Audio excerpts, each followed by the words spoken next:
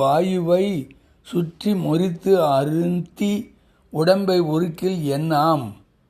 சிவயோகம் என்னும் குருத்தை அறிந்து முகம் ஆருடை குருநாதன் சொன்ன கருத்தை மனதில் நிறுத்தும் கண்டீர், முக்தி கை கண்டதே. துருத்தி என்னும்படி கும்பித்து வாயுவை சுற்றி முறித்து அறுத்தி உடம்பை ஒருக்கில் என் ஆம். சிவயோகம் என்னும் குருத்தை அறிந்து முகமாருடை குருநாதன் சொன்ன கருத்தை மனதில் இருத்தும் கண்டீர், முக்தி கை கண்டதே. தோலால் செய்யப்பட்ட துருத்தி என்று சொல்லும்படி கும்பகம் செய்து பிரணவாயுவை சுழற்றி முறியச் செய்து வாயுவையே உணவாக உண்பித்து இந்த உடலை துன்புறுத்துவதினால் விளையும் பயன் யாது? சிவயோகம் என்னும் முளையை தெரிந்து 6 முகங்களுடைய சர்க்குருநாதராகிய திரு முருகப்பெருமான் உபதேசித்து அருளிய திருக்கருத்தை உங்கள் மனத்தில் நிலைபெறச் செய்வீர்களானால் முத்தியால் ஆகிய பேரின்பம். ஜெய சர்க்குரு அருணகிரிநாத சுவாமிக்கு ஜெய. வெற்றி வேல் முருகனுக்கு ஹரஹரோஹரா. ஒரு கோம்புடையான் உயர் மோதகமே விரும்பும் பெருமாள் விடையோன் குமரன் கரும்பார் தொடையன் சுகம் ஆகும் எல்லாம் அருள்வான் அடியாரவர்க்கே. கந்தர் அலங்கார வரிசையிலே 70 பாடல்கள் முடிந்தது. 71வது பாடலாகிய துருத்தி எனும்படி என்கின்ற ஒரு பாடலை பார்க்கின்றோம். துருத்தி எனும்படி கும்பித்து வாயுவை சுற்றி முறுக்கி அழுத்தி உடம்பை ஒருக்கின் என் ஆம். சிவயோகம் எனும் குருத்தை அறிந்து முகம் ஆருடை குருநாதன் சொன்ன கருத்தை மனத்தில் இருத்தும் கண்டி முக்தி கை கண்டதே. இது முக்திக்கு வழி என்னன்னு சொல்லி கொடுக்கிறார். இந்த முக்திக்கு வழின்னா அது என்ன அப்படின்னா, இரண்டரை கலப்பது இறைவனோட, அது முக்தி. இந்த பாட்டுல பலவிதமான ரகசியங்களை அருணகிரிநாதர் புகுத்தி கொடுக்கிறார். துருத்தி அருத்தி குருத்தை கருத்தை. இந்த துருத்தி அப்படின்னு சொன்னா ஒரு தோலாலான கருவி. இந்த தோல் கருவி எப்படி இருக்கணும், ஒரு பை மாதிரி இருக்கும். அது மேல 2 கட்டை இருக்கும், வாய் பேக திறக்கிற மாதிரி, இந்த பைய திறக்கிற மாதிரி அது 2 இருக்கும். அதுக்கு கீழே ஒரு குழாயை வச்சு மண்ணுக்கடியில குழி தோண்டி அந்த மண்ணுல அடுப்பு மாதிரி பண்ணிருப்பாங்க. ஈயம் பூசுறதுக்காக அந்த ஈயம் பூசுறவனுக்கு கருமான்னு பேரு. கருமான்னு இந்த கொல்ல தொழில் செய்யறவன், இரும்பு தொழில் செய்யறவனுக்கு கருமான்னு பேரு. அவன் இந்த கறிக்கட்டையெல்லாம் அதுல போட்டு இந்த காத்த ஊதி தீ கொளுக்குவான். அது நல்லா ஒவ்வொன்னு எரியும் போது இந்த பாத்திரத்தெல்லாம் வச்சு அதுல ஈயம் பூசுவாங்க. இப்ப கூட நடந்துட்டு இருக்கு, கிராமத்துல எல்லாம் போய் பார்த்தீங்கன்னா அதை பார்க்கலாம். பாத்திரத்துக்கு ஈயம் பூசுறதுன்னு போடுவாங்க. அந்த ஈயம் பூசுறவனுக்கு கருமான்னு பேரு. அவன் போட்டு இருக்க இந்த பையானது இப்படி திறந்தா காத்து உள்ள போகும், மூடிண்டா காத்து உள்ள நிறையும். அப்புறம் அமுக்கினான்னா அந்த காத்து வெளியில அந்த தீய பொங்க வரும். தீ பொங்கி வெளியில வேகமா வரும். அந்த அளவுக்கு உபயோகப்படுத்தக்கூடிய தோலாலான ஒரு உலை கருவிக்கு துருத்தி என்பது பெயர். மாதிர கருமகன் மாறி கார் மழை பெய்யற சீசனை கம்பன் பார்த்து அதை வர்ணிக்கிறான். இருட்டா இருக்குது, அது கருமான் மாதிரி இருக்கான். அதுல அந்த காற்று அசைந்து வருகின்ற காற்று இந்த துருத்தி மாதிரி இருக்கான். இந்த காற்று எரியும் போது மின்னல் நடுவுல வர அந்த மின்னல்கள் எல்லாம் கனல்ல இருந்து அக்னி வெளியில வர மாதிரி இருக்கான் அப்படின்னு. மாதிர கருமகன் மாறி கார் மழை யாங்கனும் இருண்டவின் இறந்தை குப்பையின் கூதிர்வெண் காணடு துருத்தி கோலமை தூதுவெண் கடலுமை உமிழ் உலையும் ஒத்ததே. அந்த உலை மாதிரி இருந்தது மேகம் கூட்டம் அப்படின்னு அந்த பாடல கம்பன் பேசுவான். அதுல துருத்தி அப்படின்னா இந்த தோளாலான ஊதுகின்ற அக்னியை பெரிதுபடுத்தக்கூடிய ஒரு கருவிக்கு துருத்தின்னு பேரு. துருத்தி எனும்படி அந்த கருவி மாதிரி அது என்ன பண்றதுன்னா, வாயை திறந்து காற்றை உள்ள எடுத்துக்கிறது, வயத்துக்குள்ள காற்றை ஒப்பிக்கிறது, மறுபடியும் காற்றை வெளியில எல்லா இடத்துக்கும் பரப்புறது. இதுதான் அது செய்யுது. இதே காரியத்தை செய்வதற்கு அடயோகம் என்பது பெயர். இது பிராணாயாமத்துடைய பிராக்டிஸ். இந்த பிராணாயாமத்தை எப்படி உபயோகிக்க வேண்டும் என்பதை காட்டக்கூடியது. உடம்பால் அழியின் உடம்பு முதல்ல மனிதனுக்கு உடம்பு பிறந்தா உடம்பு வேணும். உடம்பு அழிஞ்சு போச்சுன்னா உடம்புல வியாதி வந்தா இறைவனை கும்பிட முடியாது, மெய்ப்பொருளை தேட முடியாது. உடம்பால் அழியின் உயிரால் அழிவர் திறம்பட மெய்ஞானம் தேடவும் பாட்டார். இந்த மெய்ஞானம் தேடுவதற்கு உடம்பு வேணும், ஞானம் வேணும். இந்த மெய்ஞானத்தை தேடுவதற்கு நாம் என்ன பண்ணோம்னா உடம்பால் அழியின் உயிரும் அழிஞ்சு போயிடும். திறம்பட மெய்ஞானம் தேடவும் மாட்டார். உடம்பை வளர்க்கும் உபாயம் அறிந்தே உடம்பை வளர்ப்பீர் உயிர் வளர்ப்பீரே சொன்னார் திருமூலர். இந்த உயிரை வளர்க்கிறது எதற்காக? இறைவனோட இரண்டரை கலப்பதற்காக. வெறுமன விருதாவாக உடம்பை வளர்த்துண்டு உயிரை காப்பதற்கு பிராணாயாமம் தேவை. அதுக்கு அட்டயோகம்னு பேரு.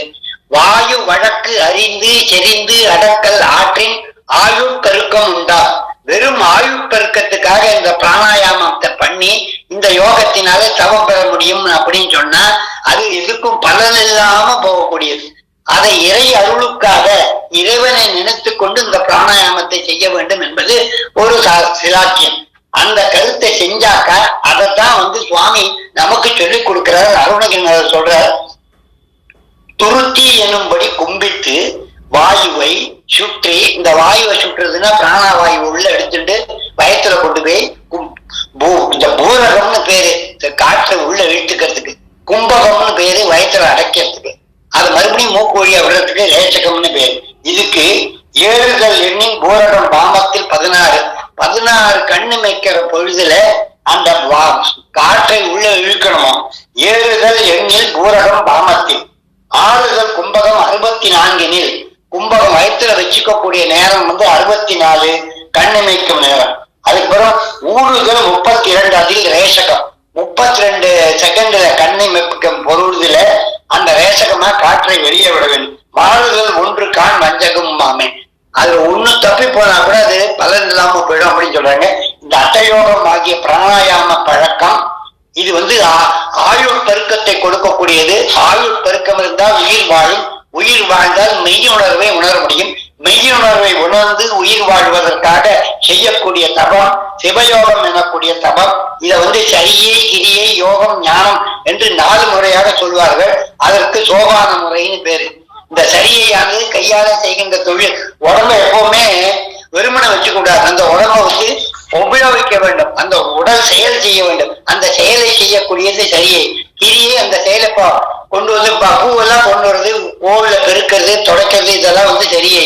அந்த பூவை கொண்டு அர்ச்சித்து ஆண்டவனை பூஜை செய்வது கிரியை.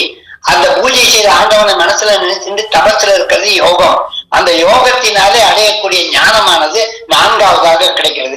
இதுல யோகத்துல ராஜயோகம், கர்மயோகம், அட்டயோகம், அஷ்டாங்க யோகம்னு பலவிதமா பிரிக்கலாம். இந்த கர்மயோகமானது சரீரத்துக்கானது, ராஜயோகமானது ஆத்ம ஞானத்தை கொடுக்கக்கூடியது, அஷ்டாங்க யோகம் இந்த யோகத்தை எல்லாம் கொடுக்கக்கூடியது. ஏமம் நியமமோடு எண்ணிலா ஆதனம், நயமொரு பிராணாயாமம், பிரத்யாகாரம், ஜயமொரு தாரணை தியானம், சமாதி, அயமுறு அஷ்டாங்க யோகமும் மாமேன்னு திருமூலர் சொல்ற. இந்த அட்ட யோகம் என்னன்னு தெரிஞ்சுட்டோம், ராஜயோகம் கர்மயோகம் என்னன்னு தெரிஞ்சுட்டோம். அட்ட யோகம் தான் இந்த பிராணாயாமம். அட்ட யோகங்களுக்குள்ள வருகின்றது இந்த பிராணாயாமம். இந்த பிராணாயாமத்தை காப்பாற்றி இறைவனை உள்ளே நினைச்சுக்கக்கூடிய காரியத்துக்கு சிவயோகம்னு பேரு. இந்த சிவஞானத்தை அருணகிரிநாதர் என்ன சொல்றாருன்னா, இந்த வெறுமன அட்டயோகம் பண்ணி யோகத்தினாலே ஆண்டவன் அடையணும்னு நினைக்க வேண்டாம். உண்மை அன்பினாலே பக்தியினாலே இறைவனை அடைவது ரொம்ப சுலபம் என்பதை, இந்த உடம்பு என்னைக்கு நிற்காது. அதனால அனித்தமான ஊன், இந்த உடம்பு ஊனால் ஆன உடம்பு, மாம்சத்தினால ஆன உடம்பு அனித்தமானது. அனித்தமான ஊன் நாளும் இருப்பதாகவே நாசி அடைத்து மூக்கை அடைத்து வாயு ஓடாத வகை சாதித்து அவத்தில் ஏகு வாழ் மூலி புசித்து வாடும் ஆயாச அசக்தி யோகி ஆகாமல் மலமாயை ஒழித்து ஜனித்த பாரியோபாதி ஒழித்து ஞானம் ஆசார சிரத்தையாகி யான் வேறு என் உடல் வேறாய் ஜெகத்தில் யாவும் வேறாட நிகழ்ச்சியா மனோதீத சிவஸ்வரூபமா யோகி என ஆழ்வா அப்படின்னு சொன்னார். அந்த சிவஸ்வரூபமாக வாழ வேண்டும் அப்படின்னு அருணகிரிநாதர் சொல்லித்தர. ஆதி வாழ்க்கை நம்ம வாழ்ந்துதான் காட்டணும். அப்பதான் நம்மளுடைய இருவினையும் அழிஞ்சு போகும். வாழ்க்கையில வாழ வேண்டியது இறைவனை நினைச்சுக்கிறோமோ இல்லையோ, பிறந்தோம் வளர்ந்தோம் கல்யாணம் பண்ணிட்டோம் குழந்தைய பெற்றோம், இந்த வாழ்க்கை நெறிகள் எல்லாம் பாதி 50% முடிக்கணும். அதுக்கப்புறம் தான் இறைவன் அவர்களை நினைத்து மனசுல நினைச்சுக்கணும். அதுக்காக அதை சொல்ற ஜனித்த காரியோ பாதி ஒழித்து ஞானமாசார சிரத்தையாகி யான் வேறு என் உடல் வேறாய் ஜெகத்தில் யாவும் வேறாக நிகழ்ச்சியா மன அதீத சிவஸ்வரூபமா யோகி என ஆழ்வாய். அந்த யோகியாக என்னை வாழ வைப்பான்னு சொன்ன சாதாரண யோகியாக நான் இருக்க வேண்டாம், சிவயோகியாக இருக்க வேண்டும். சிவயோகம் என்பது என்னன்னா சிவஞானம் நிறைந்தது சிவயோகம். சிவானுபவத்தை துவக்கும் நிலை அதானது. அனைத்தும் சிவம் அன்பே சிவம் என்று உணர்வது சிவயோகம். இதுக்கு என்னன்னா எந்த இறைவனை குறித்து நாம் தபம் செய்கின்றோமோ அந்த இறைவனுடைய பீஜாட்சர மந்திரத்தை உள்ளத்துக்குள்ளே வைத்து குண்டலினிலே அதை அசைக்க வைத்து குண்டலினி சக்தியை மேலே எடுத்து மூலாதாரம் மணிப்பூரகம் அநாரதம் விஷக்தி ஆக்ஞா சகஸ்ரதம் வரைக்கும் இறைவனை பார்க்கக்கூடியது யோக தத்துவம். அந்த யோகத்தால் உபதேச தேசிக ஊமைத்தவர்கள் தம்பிரானேன் அன்புநாதர் அந்த யோகோபதேசம் கூட மகா சுப்பிரமணிய சுவாமி அருணகிரிநாதருக்கு செய்திருக்கிறார். அந்த யோகத்தில அது சிவயோகம்னு சொன்னா அது சிவ ஞானத்திலிருந்து பிறக்கக்கூடியது சிவயோகம். சிவ ஞானம் என்னன்னு கேட்டா ஓல மறைகள் அறைகின்ற ஒன்றது வேதமெல்லாம் சொல்லக்கூடியது. மேலே வெளியில் ஒளிரும் பரஞ்சுடர் ஓது சடியை கிரியம் உணர்ந்தவர் எவராலும் ஓத அரிய துரியம் கடந்தது ஓத அறிவு சுரூபம் பிரபஞ்சமும் ஊனும் உயிரும் முழுதும் கலந்தது சிவஞானம். சிவஞானம் என்னங்கிறதுக்கு டெபனேஷன் அருண்மணியாளர் ஓலமறைகள் அப்படி என்கின்ற ஒரு பாட்டில மிக சிறப்பாக கொடுத்திருக்கிறார். அந்த சிவஞானம் என்ன பண்றது அப்படின்னா அது மூலமாக இருந்து முத்தை தரு வத்தி திருநகை அத்திக்கீரை சட்டை தரவுன முத்திக்கொரு வித்து, முத்தி கொடுப்பதற்கு வித்தாக இருக்கக்கூடியது இறைவனுடைய நாமா. அந்த சரவணபவா என்கின்ற 6 எழுத்துக்கள் முத்துக்கொரு வித்தாக இருக்கக்கூடியது. அந்த வித்தை இட்டால் முருகனாகிய மரம் மலர்ந்து மேலே உங்களுக்கு சகஸ்ரதளத்துல முருகனாக காட்சி கொடுக்கும். மகாவிஷ்ணுவை நினைச்சுட்டா அவர் காட்சி கொடுப்பார், சிவனை நினைச்சுட்டா அவர் காட்சி கொடுப்பார். எந்த தெய்வத்தை நீ மூலாதாரமாக பீஜாட்சரமாக போட்டியோ அந்த தெய்வம் மரமாக வளர்ந்து உனக்கு சகஸ்ரதளத்துல காட்டும் என்பதுதான் இந்த யோக தத்துவம். இதை சிவயோகம்னு தான் சொல்லுவாங்க. எந்த தெய்வத்தை சொன்னாலும் அதுக்கு சிவயோகம் என்பதுதான் பெயர். 5 பூதமும் 6 சமயமும் மந்திர வேத புராண கலைகளும் 51 விதமான லிபிகளும் வெகு ரூபம் அண்டராதி சராச்சரமும் உயர் புண்டரீகனும் மேக நிறவனும் அந்தி போல் உருவானமும் நிலவோடு வெயில் காலும் சந்திர சூரிய தாமம் அச்சபையும் விந்து நாதமும் மேக வடிவமும் தன் சொரூபமாக நிறைவது சிவயோகம்.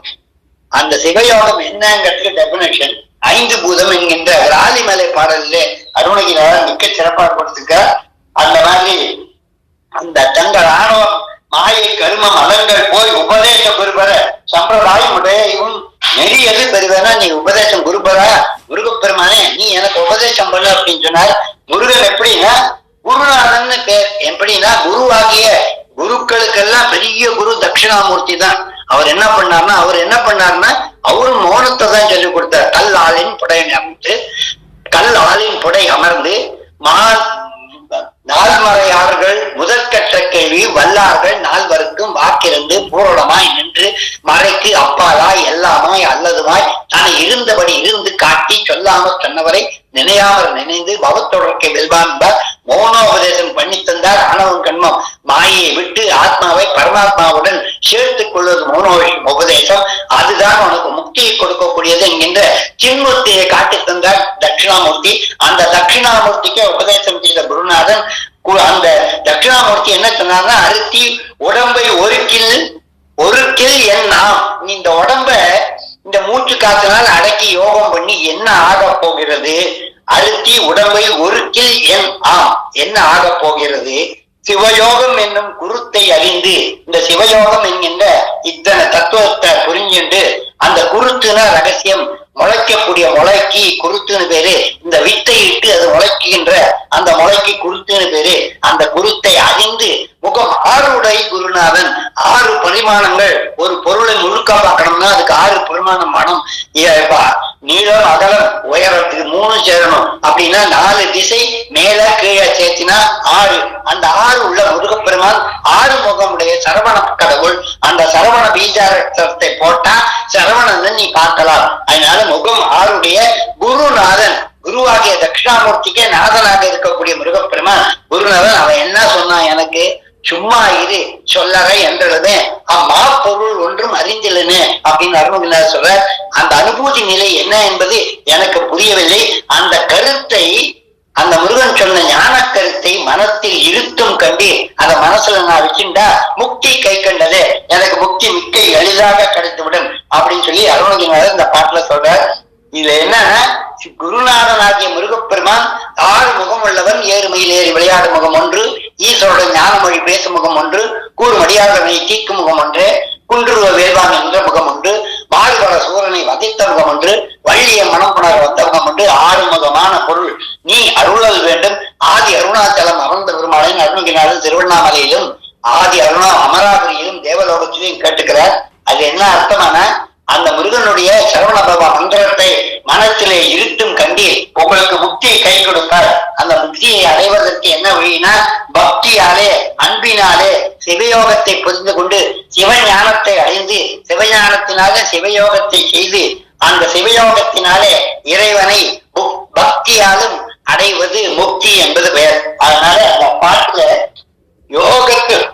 யோகத்தினுடைய பரிபூரண நிலையை அருணகிரிநாதர் எடுத்துக் கொடுத்திருக்கிற இந்த நேமா ரகசிய உபதேசம் நீமா என அருள் புரிவாயின் ரகசிய உபதேசத்தை எனக்கு நீ அருள் கொடுத்தாய் என்பதை இந்த பாடலிலே மிக சிறப்பாக அருணகிரிநாதர் கொடுத்திருக்கிறார். இதுல பாடலை மறுபடியும் ஒரு தடவை பார்க்கலாம்.